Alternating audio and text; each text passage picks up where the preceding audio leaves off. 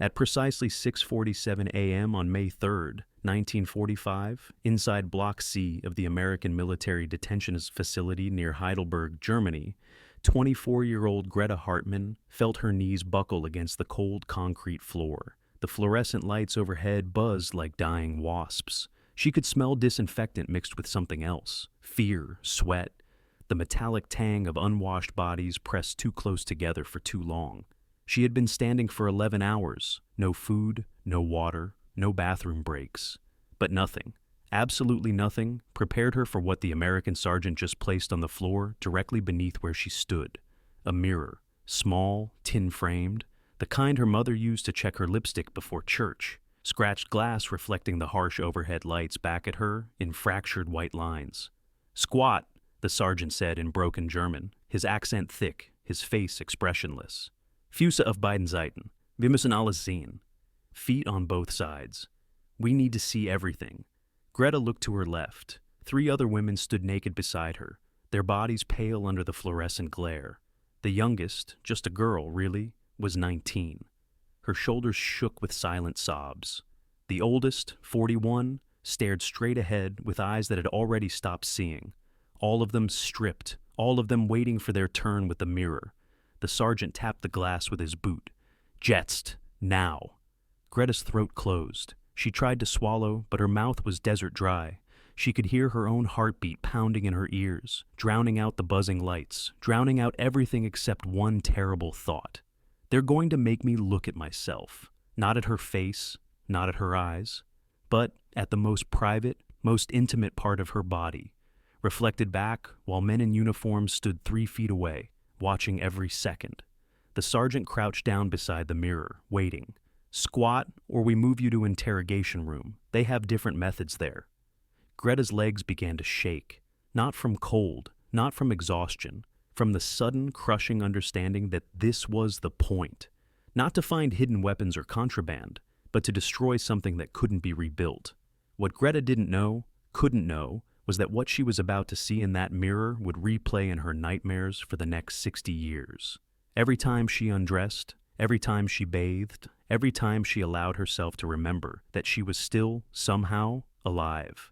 This is the story of how 4 German women, prisoners of war, discovered that defeat wasn't just about losing a war. It was about losing yourself while being forced to watch. Greta wasn't supposed to be here. 10 months earlier, in July 1944, she had been a civilian telegraph operator at the Wehrmacht Signals Corps headquarters in Frankfurt. She lived in a 3rd-floor apartment with peeling yellow wallpaper and a window that looked out over the main river. Every morning at 5:45 a.m., she boiled water for the ersatz coffee, ground acorns mixed with chicory root, and walked 18 minutes to her post. Her job was simple: receive Morse code transmissions, transcribe them onto paper forms, file them in manila folders for officers she never met. She didn't read the messages. That was the rule. Eyes down, fingers moving, mind blank. Her supervisor, Frau Keller, a severe woman with iron-gray hair pulled back so tight it seemed to stretch her face, would bring real coffee on Fridays, black market, expensive, rationed down to tablespoons. They'd drink it from chipped porcelain cups painted with forget-me-nots while Allied bombers droned overhead. "You have steady hands," Frau Keller told her once. "Steady hands, steady heart. That's why you're good at this work." Greta's mother had said the same thing when Greta was 7 years old, teaching her to thread needles for embroidery. Steady hands, steady heart. But on September 14th, 1944, everything changed. An American bombing raid hit the communications building at 2:37 p.m. Greta was in the basement filing room when the ceiling collapsed. She survived. Frau Keller didn't. Greta was reassigned 3 weeks later, transferred to the Wehrmacht's Helferinnen, the female auxiliary unit supporting the retreating army on the collapsing eastern and western fronts. She wasn't asked if she wanted to go. She was told. By April 1945, her unit was trapped near Heidelberg, surrounded by American forces advancing faster than anyone had predicted. On April 29th, at dawn, white flags went up. Now, 6 days later, standing naked in a detention facility with 17 other captured women, Greta tried to remember the taste of Frau Keller's Friday coffee. She tried to remember what steady felt like. 19-year-old Ilse had lied about her age to join the Reich Labor Service, Reichsarbeitsdienst, in February 1944. She told them she was 21. No one checked. They needed bodies more than they needed truth. Ilse wasn't an idealist. She didn't believe in the Führer's speeches or the promises of Lebensraum. She was simply desperate. Her father, a postal clerk in Würzburg, died of typhus in January 1943. Her older brother Wilhelm went missing at Stalingrad that same month. Her mother was left with 3 children under 14 and ration cards that didn't stretch far enough to keep hunger away. The labor service promised wages, 50 Reichsmarks a month, food, a uniform, purpose. Ilse dug trenches outside Mannheim. She hauled sandbags across muddy fields. She sang marching songs she didn't believe. Westerwald, du bist so schön, because singing meant you were brave, and brave girls survived. The other girls called her Vögelchen, little bird.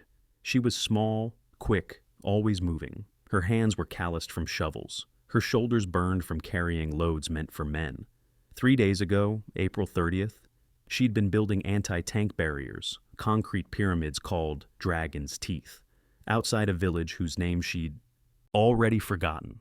American Sherman tanks rolled through them at 11 a.m. The Dragon's Teeth crumbled like stale bread. Ilse dropped her shovel and ran. She didn't get far. 41-year-old Margareta had been a gymnasium teacher in Munich before everything fell apart. She taught literature, Goethe's Faust, Schiller's essays on dignity, über Anmut und Würde.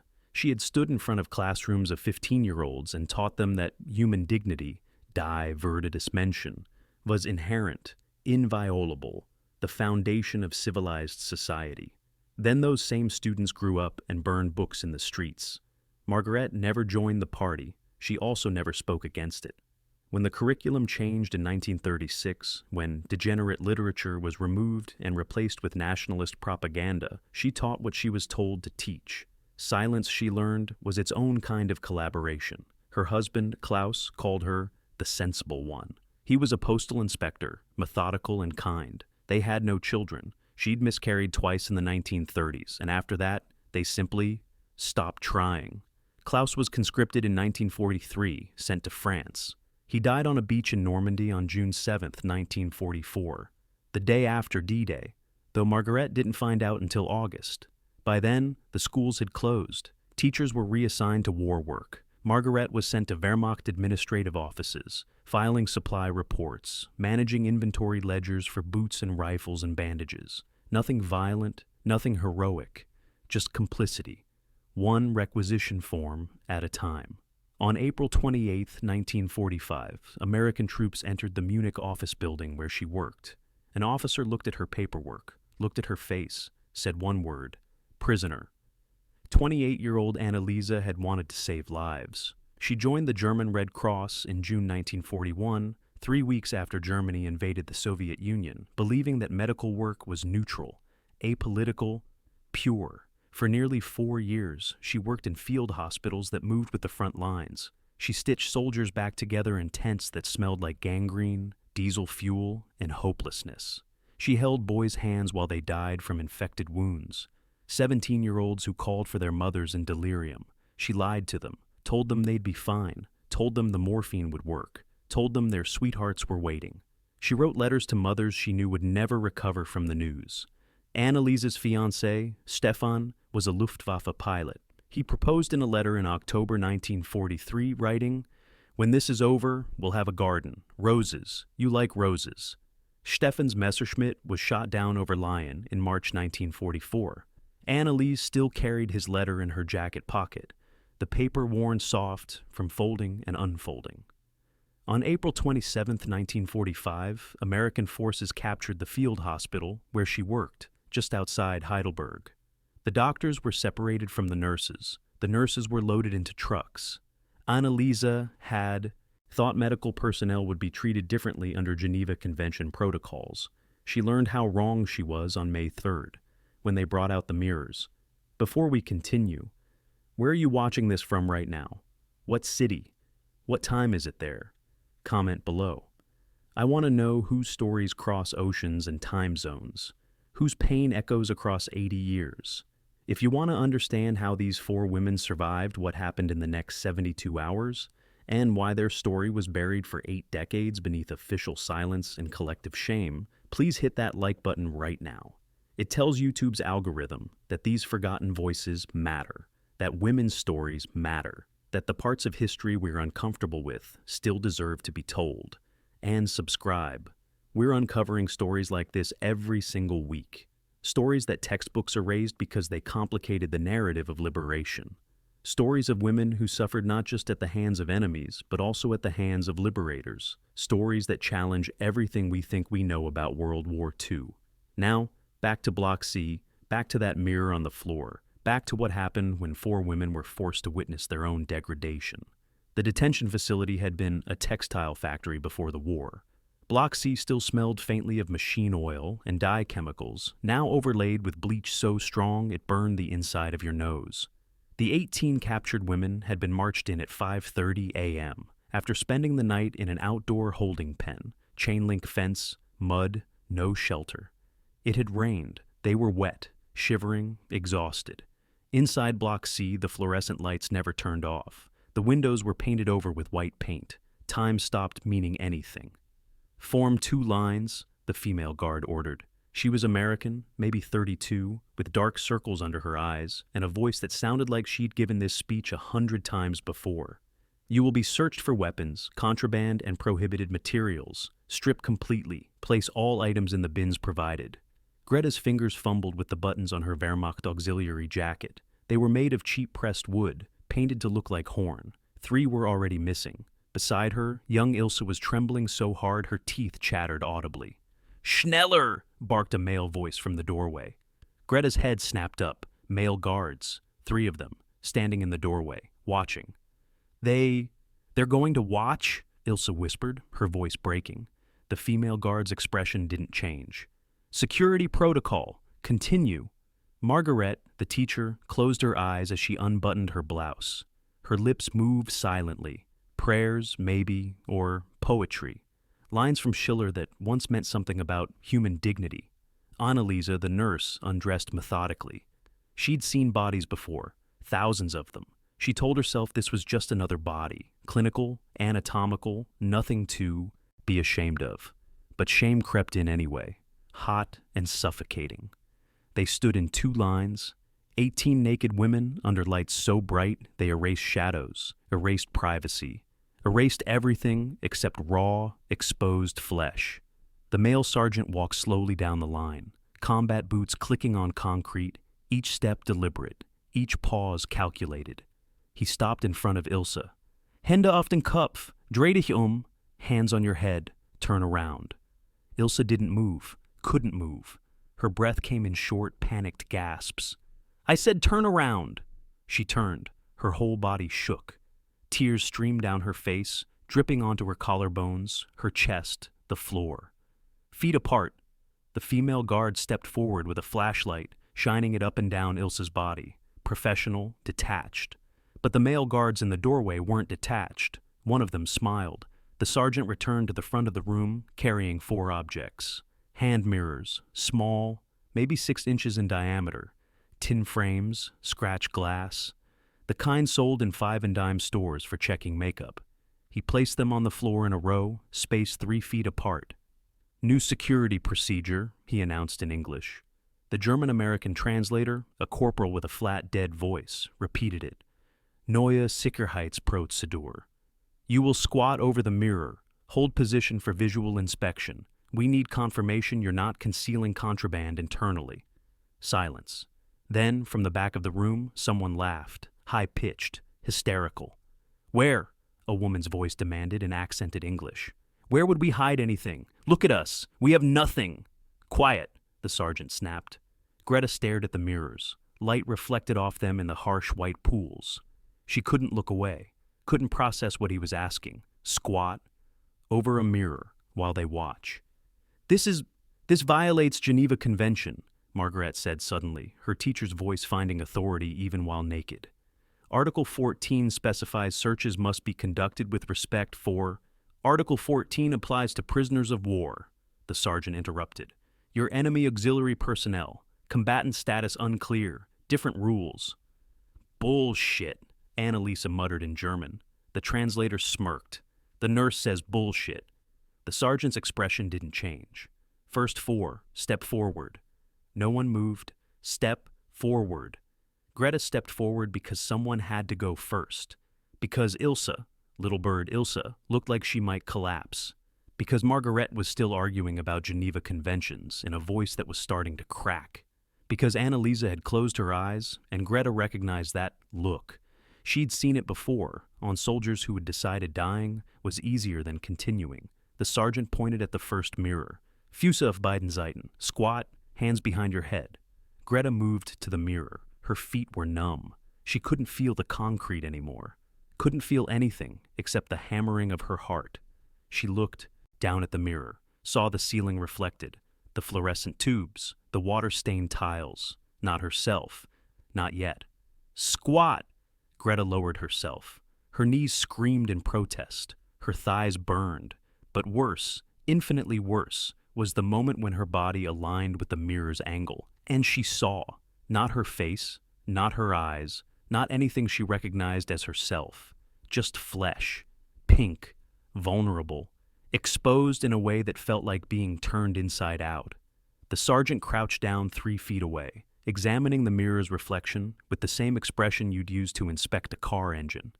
Spread your knees wider. Greta's vision blurred. Tears? No. She wasn't crying. This was something else. Some kind of mental fog rolling in to protect her from what was happening. Steady hands, steady heart. Her mother's voice. From a lifetime ago. From a world where women embroidered flowers and drank coffee, and didn't squat naked over mirrors while men took notes on clipboards. Wider. Greta spread her knees. Something inside her chest, something that had kept her upright through bombings and starvation and loss, that something cracked, not broke, not yet, just fractured. Clear, next. Greta stood. Her legs nearly gave out. She stumbled back to the line, and the world tilted sideways. Ilsa was sobbing before she even reached the mirror. Please, she begged in German, then in broken English. Please, no, please. You can refuse, the sergeant said. His tone was almost kind. Almost. We have interrogation rooms, other methods, stress positions, sleep deprivation. Your choice. Ilsa looked back at the other women. At Greta, who had just returned to the line, her face blank as paper. I'm 19, Ilsa whispered. I see your file. I know. I never hurt anyone. I dug ditches. I carried sandbags. I never... Squat over the mirror or go to interrogation. 10 seconds. Ilsa squatted. 19 years old. The little bird who'd sung marching songs to stay brave. Who'd sent half her wages home to her mother every month. Who'd never kissed a boy. Never danced at a real party. Never had a chance to figure out who she'd become after the war. She squatted over the mirror and saw herself reflected back in a way that made her understand. She would never sing again. Not because her voice was broken, but because some part of her that had made sound, made joy, made anything except silence, that part was dying right now. Knees wider. Ilsa spread her knees. A sob ripped from her throat, raw and animal. One of the guards in the doorway shifted his weight. Another one whispered something. They both laughed. Clear, next. The teacher approached the third mirror with her eyes open. She had taught Schiller's Über Anmut und Würde, On Grace and Dignity, to 17-year-olds who would grow up to burn books. She had explained that human dignity was inherent, inviolable, the bedrock of moral philosophy. Die Würde des Menschen ist unantastbar. Human dignity is inviolable. She had believed it. Margaret squatted over the mirror and learned the truth. Dignity was a lie. It wasn't inherent. It wasn't inviolable. It could be stripped away with a piece of tin and glass and a command from a man who'd learned exactly where to press to make a human being collapse from the inside. The sergeant crouched beside the mirror. His face was 3 feet from hers. Spread! Margaret spread her knees. She kept her eyes open, watched him watching her reflection. Saw his pen move across his clipboard. Notes, check marks. What could he possibly be writing? Her husband's voice echoed in her memory. You're the sensible one, Margaret. You always see things clearly. She saw clearly now. Saw that she had collaborated. not just with paperwork, but with every day she'd stayed silent while atrocity became policy, every class she'd taught where she'd omitted the truth, every night she'd gone to bed comfortable while neighbors disappeared. This mirror, this degradation, this was the bill come due. Clear! Next. Margaret stood. She didn't cry, she simply stopped. Something inside her that had survived her husband's death, survived bombs, survived the collapse of everything she'd believed about Germany and herself. That something broke, clean, final, like a bone snapping. The nurse approached the fourth mirror with a different strategy. She'd learned it in field hospitals where boys died screaming. When you can't fight the horror, you document it. You memorize. You bear witness. Annalise squatted over the mirror and counted ceiling tiles, 47 visible from this angle. She cataloged smells, bleach, concrete dust, sweat, fear, a smell like copper and salt. She recorded sounds, fluorescent buzz at 60 hertz, boot scuff on concrete, someone vomiting 2 rooms away, water dripping from a pipe, breath, her own, ragged. She noted the temperature, 14 degrees Celsius approximately, cold enough to see breath, cold enough that her skin prickled into goosebumps. The sergeant crouched down. She met his eyes. He looked away first. Spread your knees. Analisa spread them. She kept her face blank. Nurse face. The face she'd worn while boys bled out on operating tables, while she'd held intestines in place with her bare hands, while she'd sorted the dying from the salvable. But inside, deep inside where no one could see, she was screaming. Clear! They did it again the next morning. All 18 women. The mirrors, the watching, the squatting. This time, no one argued. No one cited Geneva Conventions. No one cried except Ilsa, and even her sobs were quieter now. Running out of tears, running out of voice. Greta's knees buckled halfway through. She collapsed, caught herself with her hands on the concrete. The sergeant waited. Wieder hoch, up, finished the inspection. Greta stood, squatted again, held the position. Steady hands, steady heart. The words had stopped meaning anything. On the third morning, Margaretti didn't respond when they called her number. She stood in line, naked like the others, but when the sergeant pointed at the mirror, she didn't move. Step forward. Nothing. I said step forward. Margaret's eyes were open, but empty. Looking at something 1,000 miles away, the female guard approached. If you don't comply, it will be noted in your file. Your processing will be delayed. Do you understand? Margaret's lips moved. No sound came out. Analisa, standing beside her, whispered, She's gone? What? Catatonic, psychological break. I've seen it before. She's not coming back. The sergeant frowned, made a note on his clipboard. Take her to medical. 2 guards hauled Margaret away. She didn't resist, didn't react. Her body moved where they directed it, but everything that had made her Margaret, the teacher, the widow, the woman who'd believed in dignity, that was already gone. That left 3, Greta, Ilsa, Analisa. They squatted over the mirrors for the 3rd time in 3 days. And something shifted. Not in the room, not in the procedure. In them. Greta felt it first. A cold, hard clarity cutting through the fog.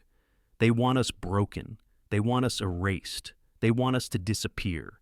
And in that moment, squatting over a mirror while men watched and took notes, Greta made a decision. She would not disappear. She would remember every face, every word, every second of degradation. And someday, maybe not today, maybe not for 50 years, she would tell someone. They were moved to a barracks that evening. 22 women now. 4 more had been processed in. Thin mattresses on metal frames, 1 blanket each, a single toilet in the corner, no privacy partition.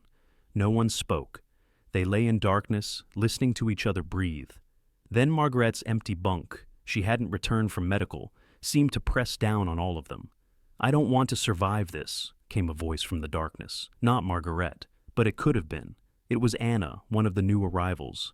26, processed that afternoon. Greta turned toward the voice. Don't say that. Why not? What's left? What's left of any of us? Silence. Because the answer was nothing. Then Annalisa's clinical voice cut through the dark. What's left is breathing. That's all survival is. One breath, then another, then another. You don't think past the next breath. I don't want to breathe through another inspection, Ilsa whispered, her young voice scraped raw. I can't squat over another mirror. I'd rather die. Rather what? Greta interrupted, sudden anger flooding her voice. Rather give them exactly what they want? They want us broken, erased, forgotten. If we die, they win. I think they've already won, Ilsa said. No. Annalisa sat up in the darkness. They haven't. Because we're going to remember every face, every moment, every piece of degradation. And someday, maybe not tomorrow, maybe not for decades, but someday someone will ask us what happened, and we're going to tell them the truth. Who would listen? Anna asked. Who would want to hear this? Someone will, Greta said, her voice steady for the first time in days. Someone has to. And if no one does? Ilsa asked. Then we tell it anyway, Annalisa said. Because witness matters, truth matters, even if no one listens. Especially if no one listens. The darkness pressed in, rain drummed on the roof.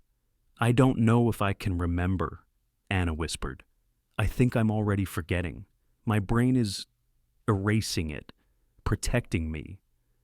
Then we'll remember for each other, Greta said. All of us. We survive. We remember. We refuse to disappear.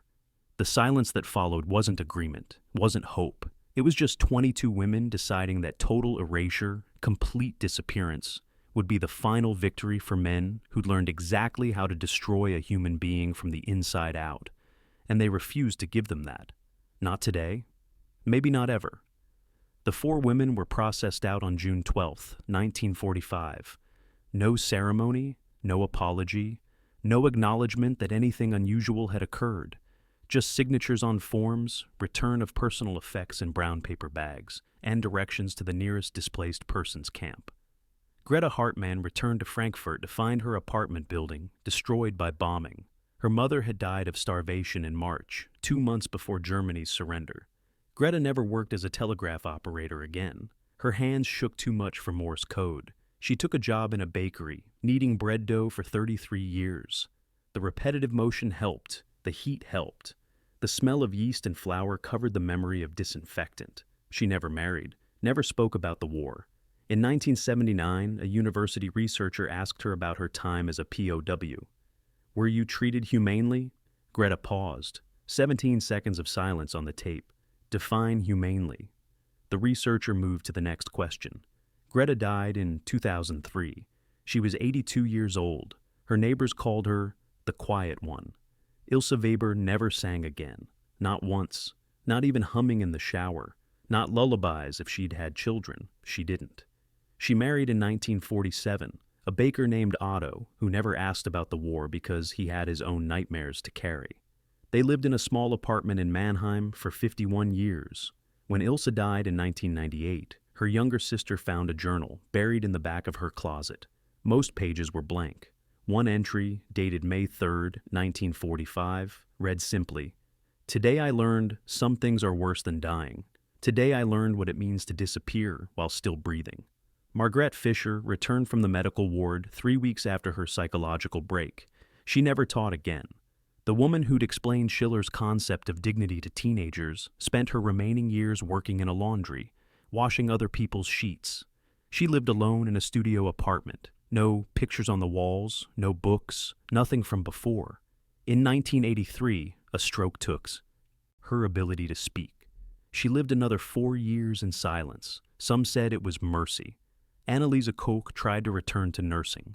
She lasted 4 months before the first time a male doctor asked her to assist with a female patient's pelvic examination. She quit that afternoon, walked out mid-shift, never explained why. She became a seamstress, spent 42 years stitching fabric instead of flesh, creating beauty instead of patching wounds. She never married. Stefan's letter stayed in her drawer, unread after 1950.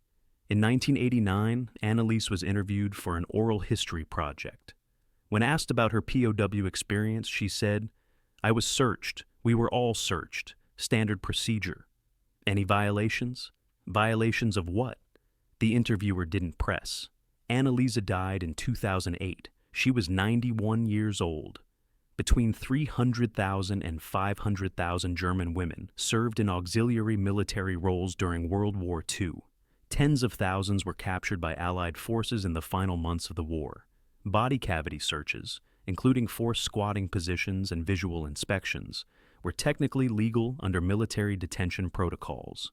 But the presence of male guards during female inspections violated multiple provisions of the 1929 Geneva Convention on the treatment of prisoners of war. Enforcement was inconsistent. Oversight was minimal. Complaints went unrecorded. Historians estimate that tens of thousands of German women POWs experienced some form of sexualized humiliation during Allied detention between April and August 1945. Exact numbers remain unknown because German women didn't report it. They felt shame, both as defeated enemies and as victims of sexual violation. Speaking out meant reliving trauma and inviting judgment from a society that blamed them for supporting the Nazi regime. Allied governments didn't investigate. The dominant post-war narrative focused on Nazi atrocities and Allied liberation. Stories of Allied misconduct complicated that narrative. Better to file them away. Better to forget. Cold War politics demanded silence. West Germany had to remain a stable ally against Soviet expansion. Opening investigations into American military conduct would undermine that relationship. Society wasn't ready to listen. The 1950s, 60s, and 70s couldn't process the idea that liberators could also be perpetrators, that good soldiers could commit violations. That victory was morally complicated. It's only in the last 2 decades that historians have begun recovering these buried voices. Archives have opened, survivors have spoken before death, and slowly, painfully, a fuller picture has emerged. A picture that includes not just Nazi atrocities, those are documented, undeniable, and essential to remember, but also this. Liberation was not always liberating. Victory was not always virtuous. And women suffered at the hands of all sides, Axis, allies, everyone. Greta, Elsa, Margaret, and Analisa are composite characters, but they represent real testimonies, real experiences, real women who were subjected to sexualized body searches, forced nudity, and psychological humiliation in Allied detention facilities in 1945. The mirror inspection depicted here represents the broader, documented pattern of degrading search procedures designed not just for security, but for domination. These women existed. Maybe not with these exact names, maybe not in this exact facility, but they existed, and they deserve to be remembered. War destroys everyone. Victors and vanquished. Liberators and liberated. These 4 women's choice to survive, to remember, to bear witness even when no one wanted to listen. That matters. If this story moved you, hit that subscribe button. We're rescuing forgotten stories every single week. Stories that make us uncomfortable. Stories that complicate our heroes. Stories that remind us that history is never simple. Like this video. Comment below. Tell me, what silences have you inherited? What stories from your family were never told? Share this. Not because it's easy, but because truth, real, complicated, uncomfortable truth, that's what we owe the dead. Thank you for bearing witness. Thank you for listening to what no one wanted to hear. Thank you for ensuring that Greta, Elsa, Margaret, and Analisa, and the thousands of real women they represent, are not forgotten. In memory of all women who survived what no one would let them speak about. 1945, 2025. Some stories take 80 years to tell.